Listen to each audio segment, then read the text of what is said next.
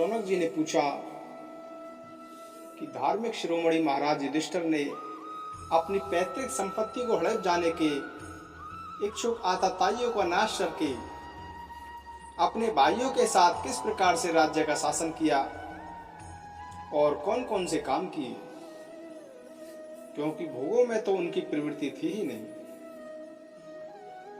सूत जी कहते हैं,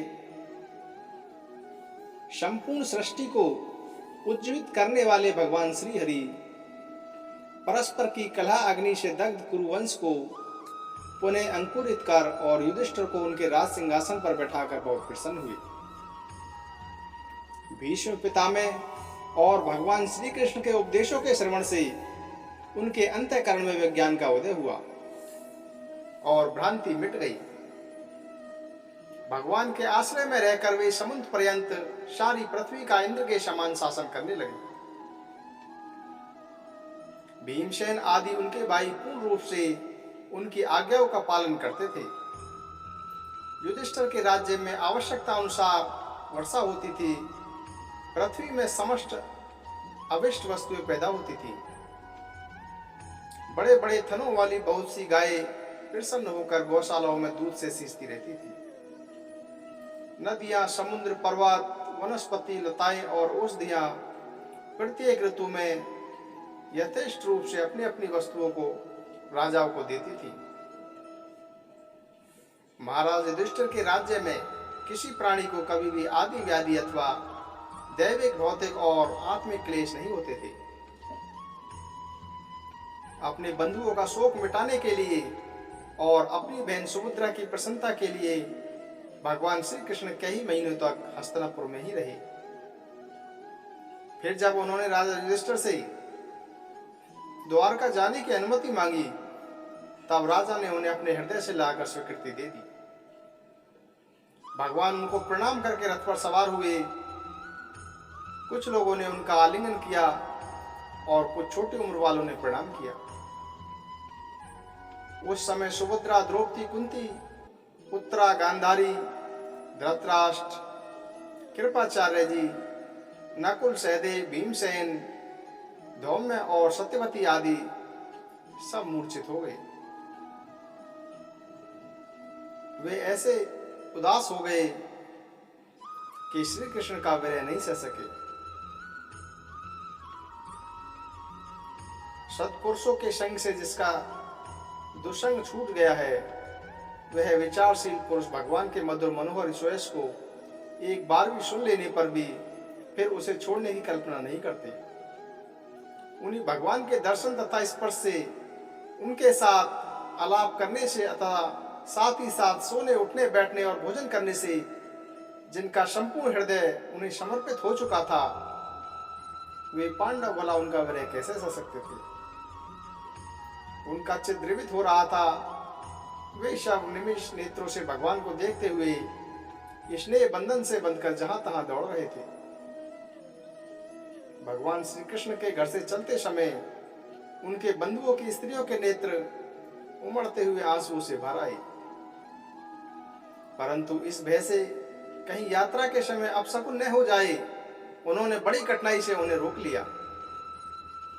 भगवान के प्रस्थान के समय शंख, वीणा, ढोल, नरसिंह, धुंधरी, नगाड़े, घंटे और दुंदुभियां आदि बजने लगे। भगवान के दर्शन की लालसा से कुरुवंश की स्त्रियां अटारियों पर चढ़ गईं और प्रेम, लज्जा और मुस्कान से युक्त चितवन से भगवान को देखती हुई उन पर पुष्पों की वर्षाएं करने लगी।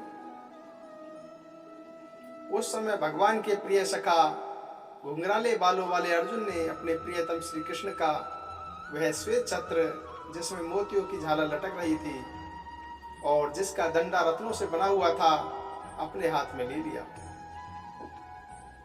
उद्धव और सात्विक बड़े विचित्र चमक डलाने लगे।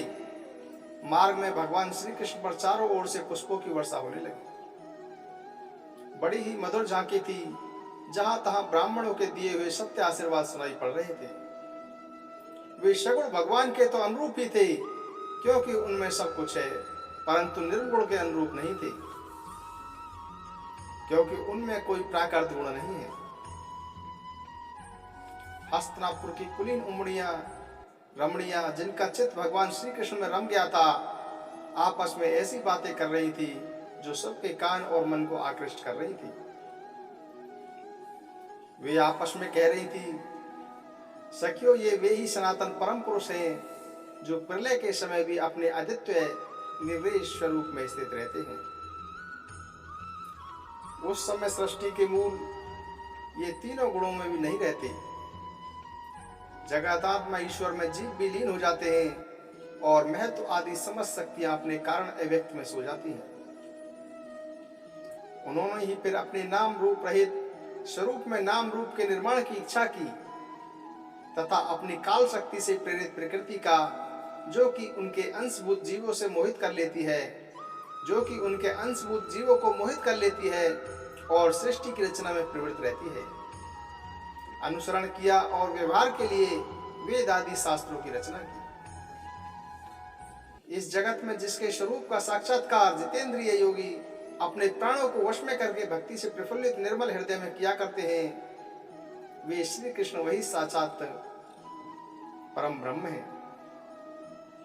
वास्तव में इन्हीं की भक्ति से अंतःकरण की पूर्ण शुद्धि हो सकती है, योगी आदि के द्वारा नहीं। सखी, वास्तव में ये वही है जिनकी सुंदर लीलाओं का गायन वेदों में और दूसरे गोपनीय शास्त्रों में व्यास आदि रहस्यवादी ऋषियों ने किया है, जो एक अद्वितीय ईश्वर है और अपनी लीला से जगत की सृष्टि, पालन तथा श्रृंगार करते हैं, परंतु उनमें आसक्त नहीं होते। जब तामसी बुद्धि वाले राजा अधर्म से अपना पेट पालते लगते रहते हैं, तब यही शत्रुगुण को स्वीकार कर ऐश्वर्य, सत्य, ऋतु, दया और यश प्रकट करते और संसार के कल्याण के लिए युग युग में अनेकों अवतार धारण करते हैं। यह यदुवंश परम प्रशंसनीय है, क्योंकि लक्ष्मीपति पुरुषोत्तम श्री कृष्ण ने जन्म ग्रहण करके इस वंश को सम्मानित किया है। वह पवित्र मधुवन ब्रजमंडल भी अत्यंत धन्य है, जिसे इन्होंने अपनी शैशव और किशोरावस्था में घूम फिर कर सुशोभित किया है। बड़े हर्ष की बात है कि द्वारका ने स्वर्ग के यश का तिरस्कार करके पृथ्वी के पवित्र यश को बढ़ाया है। क्यों ना हो वहां की प्रजा अपने स्वामी भगवान श्री कृष्ण को, जो बड़े प्रेम से मंद मंद मुस्कुराते हुए उन्हें कृपा दृष्टि से देखते हैं, निरंतर निहारती रहती है। सखी, जिनका इन्होंने पानी ग्रहण किया है, इन स्त्रियों ने अवश्य ही व्रत, स्नान, हवन आदि के द्वारा इन परमात्मा की आराधना की होगी, क्योंकि वे बार बार इनकी उस अधर सुधा का पान करती रहती हैं, जिसके स्मरण मात्र से ही ब्रजबालाएं आनंद से मूर्छित हो जाया करती थी। ये स्वयंवर में शिशुपाल आदि मतवाले राजाओं का मान मर्दन करके, जिनको अपने बाहुबल से हर लाए थे, तथा जिनके पुत्र प्रद्युम्न, साम, आम आदि हैं, वे रुक्मणी आदि आठों पटरानियां और भीमासुर को मारकर लाई हुई जो इनकी हजारों अन्य पत्नियां हैं, वे वास्तव में धन्य हैं, क्योंकि इन सभी ने स्वतंत्रता और पतिव्रता से रहित स्त्री जीवन को पवित्र और उज्जवल बना दिया है। इनकी महिमा का वर्णन कोई क्या करे। इनके स्वामी साक्षात कमल नयन भगवान श्री कृष्ण हैं, जो नाना प्रकार की प्रिय चेष्टाओं तथा परिजाति आदि प्रिय वस्तुओं की भेंट से इनके हृदय में प्रेम एवं आनंद की अभिवृद्धि करते हुए कभी एक क्षण के लिए भी इन्हें छोड़कर दूसरी जगह नहीं जाते। हस्तिनापुर की स्त्रियां इस प्रकार बातचीत कर रही थी कि भगवान श्री कृष्ण मंद मंद मुस्कान और प्रेम पूर्ण चितवन से उनका अभिनंदन करते हुए वहां से विदा हो गई। युधिष्ठिर ने भगवान श्री कृष्ण की रक्षा के लिए हाथी, घोड़े, रथ और पैदल सेना उनके साथ कर दी। उन्हें स्नेहवश यह सशक्त हो आई थी कि कहीं रास्ते में शत्रु इन पर आक्रमण न कर दें। सुदृढ़ प्रेम के कारण कुरुवंशी पांडव भगवान के साथ बहुत दूर तक चले गए। वे लोग उस समय भावी विरह से व्याकुल हो रहे थे। भगवान श्री कृष्ण ने उन्हें बहुत आग्रह करके विदा किया और सात्यकी, उद्धव आदि प्रेम मित्रों के साथ द्वारका की यात्रा की। शौनक जी, ये पांचाल, सूरसेन, यमुना के तटवर्ती प्रदेश, ब्रह्मरथ, कुरुक्षेत्र, मत्स्य, सारस्वत और मरुधन्य देश को पार करके शोवीर और आबिर देश के पश्चिम अनर्थ देश में आई। उस समय अधिक चलने के कारण भगवान के रथ के घोड़े कुछ थक गए थे। मार्ग में स्थान स्थान पर लोग उपहार आदि से भगवान का सम्मान करते और सायकाल होने पर वे रथ से भूमि पर उतर आते और जलाशय पर जाकर संध्या वंदन करते। यह उनकी नित्य क्रिया थी। श्री कृष्ण ने अपने समृद्ध अनर्थ देश में पहुंचकर वहां के लोगों की विरह वेदना बहुत कुछ शांत करते हुए अपना श्रेष्ठ पंचजन नामक शंख बजाया। भगवान के होठों की लीला से लाल हुआ यह श्वेत वर्ण का शंख बजते समय उनके कर कमलों में ऐसे शोभायमान हुआ जैसे लाल रंग के कमलों पर बैठकर कोई राजहंस उच्च स्वर से मधुर गान गा रहा हो। भगवान के शंख की वह ध्वनि संसार के भय को भयभीत करने वाली है। उसे सुनकर सारी प्रजा अपने स्वामी श्री कृष्ण के दर्शन की लालसा से नगर के बाहर निकल आई। भगवान श्री कृष्ण आत्मा राम है, वे अपने आत्मलाभ से ही सदा सर्वदा पूर्ण काम है।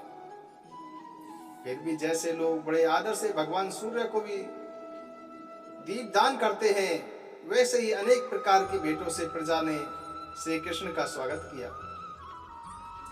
सबके मुख कमल प्रेम से खिल उठे। वे हर्ष गदगद वाणी के सबके सुहृद और संरक्षक भगवान श्री कृष्ण ठीक वैसे ही स्तुति करने लगे जैसे बालक अपने पिता से अपनी तोतली बोली में बात करते हैं। स्वामिन, हम आपके उन चरण कमलों को सदा सर्वदा प्रणाम करते हैं जिनकी वंदना ब्रह्मा शंकर इंद्र तक करते रहते हैं, जो इस संसार में परम कल्याण चाहने वालों के लिए सर्वोत्तम आश्रय है, जिनकी शरण ले लेने पर परम समर्थ काल भी एक बाल का बांका नहीं कर सकता। आप ही हमारे माता पिता स्वामी और आप ही हैं। आप ही हमारे सद्गुरु और परम आराध्य देव हैं। आपके चरणों की सेवा से हम कृतार्थ हो गए। आप ही हमारा कल्याण करें, हम आपको पाकर सनाथ हो गए हैं, क्योंकि आपके अनुपम रूप का दर्शन हम करते रहते हैं। कितना सुंदर मुख है, प्रेम पूर्ण मुस्कान से स्तन चितवन। यह दर्शन तो देवताओं के लिए भी दुर्लभ है। कमल नयन श्री कृष्ण जब आप अपने बंधु बांधवों से मिलने के लिए हस्तिनापुर अथवा मथुरा चले जाते हैं, तब आपके बिना हमारा एक एक क्षण कोटि कोटि वर्षों के समान लंबा हो जाता है। आपके बिना हमारी दशा वैसी हो जाती है जैसे सूर्य के बिना आंखों की। भक्त वत्सल भगवान श्री कृष्ण प्रजा के मुख से ऐसे वचन सुनते हुए और अपनी कृपामयी दृष्टि से उन पर अनुग्रह की वर्षा करते हुए द्वारका में प्रविष्ट हुए। जैसे नाग अपनी नगरी भोगवती पातालपुरी की रक्षा करते हैं, वैसे ही भगवान की वह द्वारकापुरी भी मधु भोज दर्शाय अहय कुकुर बंधक कृष्णवंशी यादवों से, जिनके पराक्रम की तुलना और किसी और से भी नहीं की जा सकती। वह पूरी समस्त ऋतुओं के संपूर्ण वैभव से संपन्न एवं पवित्र वृक्षों एवं लताओं के कुंजों से युक्त थी। स्थान स्थान पर फलों से पूर्ण उद्यान, पुष्प वाटिकाएं एवं क्रीड़ापन थे। बीच बीच में कमलयुक्त सरोवर नगर की शोभा बढ़ा रहे थे। नगर के फाटकों, महल के दरवाजों और सड़कों पर भगवान के स्वागतार्थ बंदवारे लगाए गए थे। चारों ओर चित्र विचित्र ध्वजाएं पताकाएं फैल रही थी, जिनसे उन स्थानों पर धाम का कोई प्रभाव नहीं पड़ता था। उसके राजमार्ग, सड़कें, बाजार और चौक झाड़ बुहार कर सुगंधित जल से सींचे दिए गए थे। भगवान के स्वागत के लिए बरसाए हुए फूल फूल अक्षत चारों ओर दिखाई और बिखर रहे थे। घरों के प्रत्येक द्वार पर दही, अक्षत, फल, ईख, जल से भरे हुए कलश, उपहार की वस्तुएं और धूप दीप आदि सजा दिए गए थे। भगवान सबसे पहले अपने माता पिता के महल में गए। वहां उन्होंने बड़े आनंद से देवकी आदि सातों माताओं को चरणों पर सिर रखकर प्रणाम किया और माताओं ने उन्हें अपने हृदय से लाकर गोद में बिठा लिया। स्नेह के कारण उनके स्तनों से दूध की धाराएं बहने लगी। उनका हृदय हर्ष से विहीन हो गया और वे आनंद के आंसुओं से उनका अभिषेक करने लगी। माताओं से आज्ञा लेकर वे अपने समस्त भोग सामग्रियों से संपन्न सर्वश्रेष्ठ भवन में गए। उसमें 16,000 पत्नियों से अलग अलग महल थे। 16,000 पत्नियों के अलग अलग महल थे। अपने प्राणनाथ भगवान श्री कृष्ण को बहुत दिन बाहर रहने के बाद घर आया देखकर रानियों के हृदय में बड़ा आनंद हुआ। उन्हें अपने निकट देखकर वे एकाएक ध्यान छोड़कर उठ खड़ी हुई। उन्होंने केवल आसन को ही नहीं बल्कि उन नियमों को भी त्याग दिया जिन्हें उन्होंने पति के प्रवासी होने पर ग्रहण किया था। उस समय उनके मुख और नेत्रों में लज्जा छा गई। भगवान के प्रति उनका भाव बड़ा ही गंभीर था। उन्होंने पहले मन ही मन, फिर नेत्रों के द्वारा और तत्पश्चात पुत्रों के बहाने शरीर से उनका आलिंगन किया। शौनक जी उस समय उनके नेत्रों में जो प्रेम के आंसू झलक आए थे, उन्होंने उन्हें रोका। फिर भी व्यवस्था के कारण वे ढलक ही गई। यद्यपि भगवान श्री कृष्ण एकांत में सर्वदा ही उनके पास रहते थे, तथापि उनके चरण कमल उन्हें पद पद पर नए नए जान पड़ते। भला स्वभाव से ही चंचल लक्ष्मी जिन्हें एक क्षण के लिए भी कभी नहीं छोड़ती, उनकी संदिग्धि से किस स्त्री को तृप्त हो सकती है। जैसे वायु बांसों के संघर्ष से दावानल पैदा करके उन्हें जला देता है, वैसे ही पृथ्वी के भारभूत और शक्तिशाली राजाओं में परस्पर फूट डालकर बिना शस्त्र ग्रहण किए ही भगवान श्री कृष्ण ने उन्हें कई सेना सहित एक दूसरे से मरवा डाला और उसके बाद आप भी उपराम हो गए। साक्षात परमेश्वर ही अपनी लीला से इस मनुष्य लोक में अवतीर्ण हुए थे और सहस्रों रमणी रत्नों में रहकर उन्होंने साधारण मनुष्य की तरह क्रीड़ा की। जिनकी निर्मल और मधुर हंसी उनके हृदय के उन्मुक्त भावों को सूचित करने वाली थी, जिनकी लजीली चितवन की चोट से बेशुद्ध होकर विश्व विजयी कामदेव ने भी अपने धनुष का परित्याग कर दिया था। वे कमनीय कामनीय अपने काम विलासों से जिनके मन में तनिक भी क्षोभ नहीं पैदा कर सकी, उन भगवान श्री कृष्ण को संसार के लोग अपने ही समान कर्म करते देखकर आसक्त मनुष्य समझते थे। यह उनकी मूर्खता है। यही तो भगवान की भगवत्ता है कि वे प्रकृति में स्थित होकर भी उसके गुणों से कभी लिप्त नहीं होते। जैसे भगवान की शरणागत बुद्धि अपने में रहने वाले प्राकृत गुणों से लिप्त नहीं होती है, वे मूढ़ स्त्रियां भी श्री कृष्ण को अपना एकांत से भी स्त्री परायण भक्त की समझ बैठती थी, क्योंकि वे अपने स्वामी के ऐश्वर्य को नहीं जानती थी। ठीक वैसे ही जैसे अहंकार की वृत्तियां ईश्वर को अपने धर्म से युक्त मानती है। श्री कृष्ण गोविंद हरे मुरारी, दीनानाथ नारायण वासुदेवा। श्री कृष्ण गोविंद हरे मुरारी,